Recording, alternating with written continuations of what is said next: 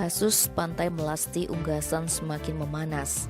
Sebelumnya Polresta menyampaikan ke Satpol PP bahwa berkas kurang lengkap. Namun akhirnya Bupati Badung Giri Prasta bukan melengkapi berkas, tetapi langsung tancap gas melapor ke Polda Bali. Bupati Badung Nyoman Giri Prasta datang langsung ke Direktorat Reserse Kriminal Umum Polda Bali Senin 4 April. Bupati asal Desa Plage Petang Badung ini menjelaskan laporan yang dia buat terkait tuduhan pemberian keterangan palsu dalam surat perjanjian atau akta otentik dan membuat surat yang isinya dipalsukan dengan terlapor Bendesa dan Unggasan Wayan Diesel Astawa. Maksud dari laporan yang dibuat agar perjanjian dilakukan transparan dan sudah sesuai aturan sehingga oknum lain tak berbuat serupa. Giri Prasta membantah bahwa laporan ini gara-gara masalah politik, yang menegaskan upaya tersebut murni persoalan ketatanegaraan yang perlu ditegakkan.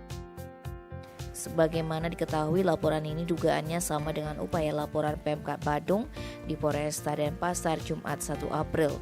Hanya saja terlapor bukan hanya Diesel, melainkan Bendesa Adat Unggahan sebelumnya Ketut Marsin, serta berbekal Desa Unggasan saat ini Madekari dan berbekal sebelumnya Wayan Sugito Putra.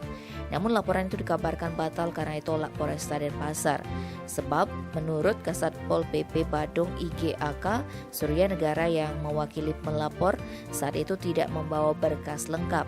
Sementara itu di Reskrimum Polda Bali Kombes Pol Surawan mengatakan laporan yang diterima hanya terkait dugaan pemberian keterangan palsu dalam akta otentik.